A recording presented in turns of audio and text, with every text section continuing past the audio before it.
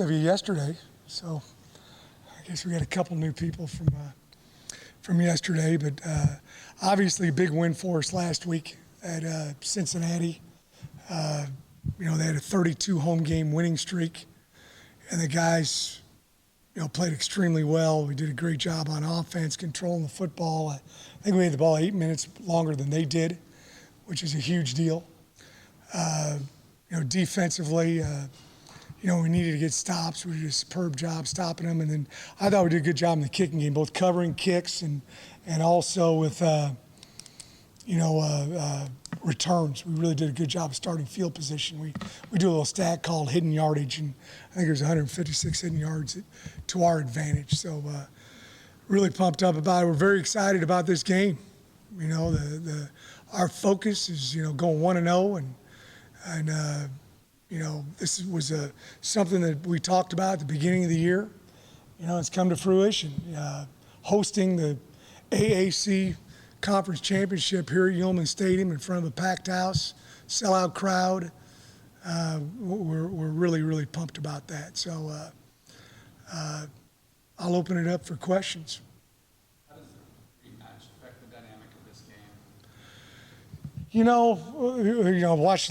Watched a whole bunch of the last game that we played against them here 3 weeks ago, and they're going to do some new stuff. We're going to do some new stuff. There's some things that obviously they had a lot of success with, namely the quarterback run. A lot of success with that. So, we need to, do a much better job in that area, and then. Defensively, they did a good job with causing some havoc plays in the backfield with a few different things that we weren't prepared for, and they'll probably come back to it and do it again. So, we're really, watching, everything about the first ball game, but I'm sure there's going to be some wrinkles that we didn't see. We'll find out who's going to play quarterback. That's going to be something that's going to be different. We'll probably find that out in the first series. Plumlee did an excellent job against us, but he went out of the game, didn't play much in the second half. And the other kid, though, started against us 2 years ago and won the game against us a couple years ago down there. I think he's got 12 starts to his credit, so it's not like it's a novice quarterback. So that'll be a challenge as well to see which one is going to play, because they do run a little bit different offense with each guy. Right. Is it easier when it's already happened? Well, it's happened a bunch. In this day and age with everybody running the quarterback, it happens more than it did 20 years ago. But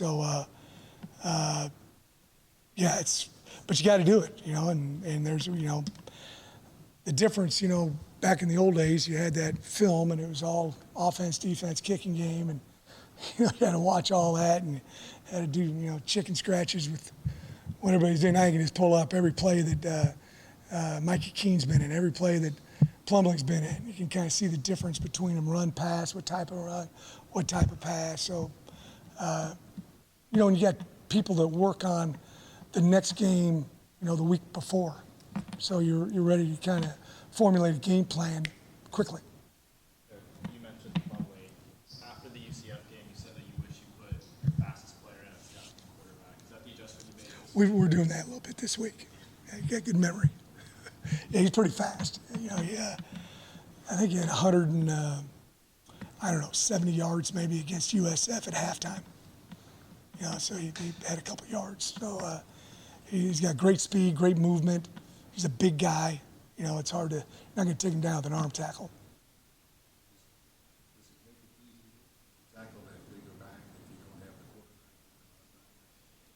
Well, you just got to change things how you're doing. The one thing that Plumlee can do is, when they're running some zone read, he'll pull the ball, and you think you got him played, and he out leverages you.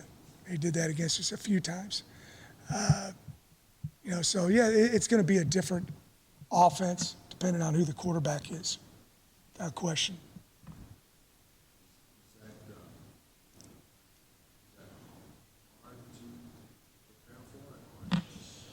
Yeah, it is because of the speed. You can try to simulate as much as you can during practice, but they work on, pulling the ball and him running or coming downhill on either speed, sweep, power or zone, and their version of the triple option, and which he also does a bunch. You got the dive play, the quarterback play, and he throws it out there to the receiver. So you got to stay, hard man focused a little bit longer against these guys than you do most teams. Sold out game. Just how exciting is that for a game as big as this? It's huge. It's normally I talk to y'all and I'm trying to, get some more people here to the game. I've been on the radio quite a bit here in the last couple of days, and I'm like, well, you can watch it on ABC, 3 o'clock. That's because the tickets are all sold out. I got all sorts of people calling me, and I'm like, I got 16 of them there. Those are going to family, So yeah, it's great. It's this is we put a lot of hard work into this program, and there's guys that they're very proud of where we're at right now. I think of a guy like Nico Marley or Tanzel Smart or Rod Teamer. Hey, last week we were playing Cincinnati, and Cam Samples on the sideline and just going crazy the whole ball game, and I had to tell him, you're going to get hurt and I'm going to get in trouble with the head coach of the Bengals, and a couple days later I'm watching him play on TV. So it just is, we really had a good 3-year stretch there. We played in bowl games. It never happened before in the history of Tulane, but we could have done some more those seasons. We had some tough losses, and then everybody knows about last year, and I'm not going to talk about that. But the guys had this goal in mind, and it's special, and everybody's locked in, and like every week we want to go 1-0, and that's what we're all talking about. Willie, to follow up on that, when you look back at your coaching career, the track this team has gone from flipping the script from 2 to 10 to 10 to 2. Where does this season rank in your coaching? Really high. It really does, and I've never had it happen like this before, one year to the next. And I talked about it the other day a little bit. Someone asked me, and, what was the worst thing about last season? Was it Ida? Was it all the COVID protocol you were having to follow? Because it was like another year of COVID for us here. You guys from New Orleans, we were still getting tested 3 times a week, and we had guys that missed games, because their temperature was high and things like that. We did a good job in that regard. But the toughest thing for us was Pratt got hurt in the first game. Ended up having surgery after the season. Hardly was able to practice throughout the year. There's weeks he didn't practice. Then Justin Ibieta tears his labrum week 2. Then my third team guy has a big dislocation on his finger on his throwing hand. He couldn't throw the ball, and we tried to hide it last year, and probably some of you noticed it and you didn't report it, which I appreciate. But there's a bunch of weeks where we had a graduate assistant who was our quarterback, and he had to do all the throwing for us because we didn't have any healthy bodies to throw the ball. He couldn't throw the ball very good. He was a fourth-team quarterback at a Division II school, So that was probably the toughest thing. Was just we all know how important that position is, and we've been healthy at that spot. We had the injury to Ibieta earlier in the year, but knock on wood, we've been pretty healthy. What's that? Okay. You've been through so many different scenarios in your coaching career with bowl games, with playoff games, all this kind of stuff. How is a conference championship now preparing for something on 1 week? What do you relate to from your past experience to face a team you've already faced here and, not a lot of time to prepare? I've played the same team probably quite a few times in my career, certainly junior college, Division II a little bit, 1AA a little bit, in playoffs and things. So, it's, they do it in the NFL, right? They play everybody twice, home and away in their division and all that kind of stuff. So, and you work year round on your opponent. We don't all of a sudden, we just got done with Cincinnati. Who are we playing? Let's wait till Saturday and figure out who wins. It's UCF. Let's get going on them. You work on. I have about 4 days that we devote to each opponent in the summer. And it was a lot more difficult when it was me and 2 other guys. We got quite a few more coaches. We don't have a staff like some people have, but we got enough where we can put together a good game plan. special something is. You always give the players and the coaches credit, but from the time that you were introduced here to now to see one win away from a New Year's Six game, how special has it been for you personally? It really, really special. It really has been, it's something that we work on year round, and it's.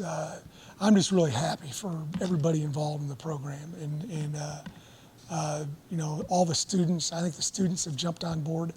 We've had great student support this season. I was a little worried when we had the Thursday night game. I came out for warm-ups and I walked in, and we might have had 500 kids out there, and I came back out and we had 2,000 or 3,000. So they've jumped on board, and this has always been the goal. And we were kind of close there. We had a couple of years in there where we were close to winning 9 or 10 games, and we just didn't finish the games like we needed to, like last week. I'm very proud of where we're at right now. How have you seen, I know you said you had the players meeting yesterday, how have you seen the guys respond after having a chance to kind of talk with them about some of the reporters? I think excellent. I think you all watched practice today. Hopefully it looked like, a regular practice that we've had.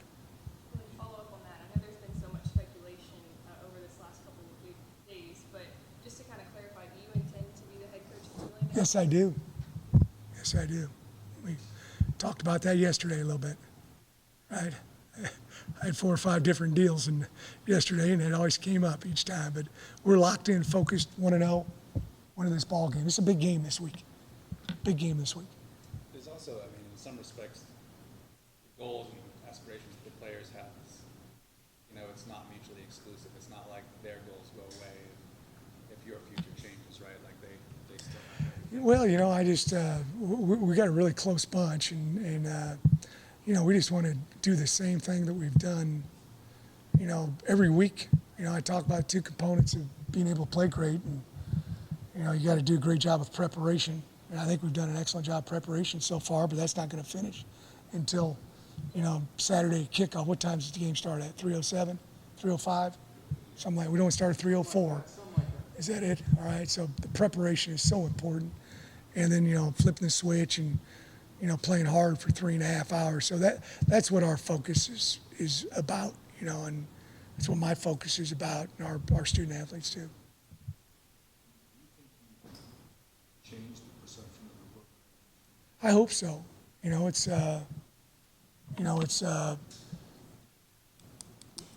It's always interesting. I've made this point a few times before.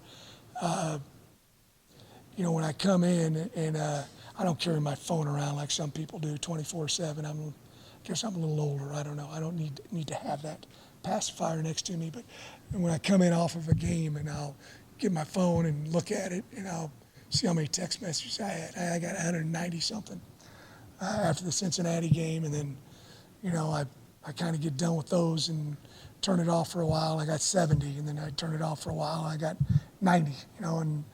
Just a lot of people that are interested. A lot of former players, a lot of different spots, and a lot of obviously Tulane people who are excited about where we're at. Because I said it when I first got here. Tulane's had some great teams, and they've had some great players. It just hasn't been done consistently. That's our goal. It's the craziest sticker request you got for Saturday. I had 2 guys that played for me in 1993 and 94 at Blinn. They called me last night, told me how much they love me, and they said, "Hey, Coach, you got 2 tickets for me." So I told them I'll try, but I just don't know if I can get them for you, so that's kind of, that's it. It's a good problem to have. I haven't had it here before, so it's a good problem to have. Coach, at what point, either before the season or during the season, did you feel like this team could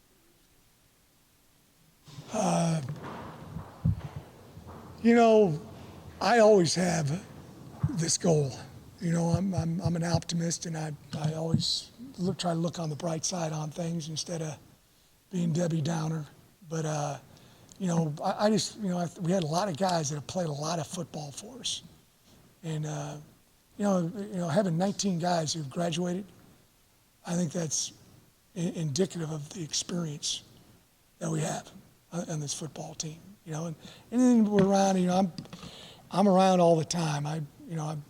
if I'm in town, I'm at the office, and there's so many Saturdays and Sundays I'd come up here and they're out there throwing the ball around and doing stuff, or they're in the office watching film, voluntarily, all those kind of things. So they put a lot of work into it. I hope everybody will be mindful of that when they come up here and talk to y'all. Say, for example, the Houston game, might that have been a point in the season where you more fully grasped the determination of the Yeah, it was big, We had a lot of adversity thrown at us during the week, then after the first drive, and nobody blinked. And, the path to victory is always a little bit different. And it was defense most of that game, and then, we had the big drive there at the end to tie the game and then win in overtime. You don't know who it is. I just got, I go up to different guys every day in practice. Hey, man, you may play 70 snaps. And it's a backup guy, just so they kind of. And that week, I told Kai Horton that. You may play 70 snaps this week. You better get ready. And luckily, he was ready. Last one. Everybody good? Thank y'all.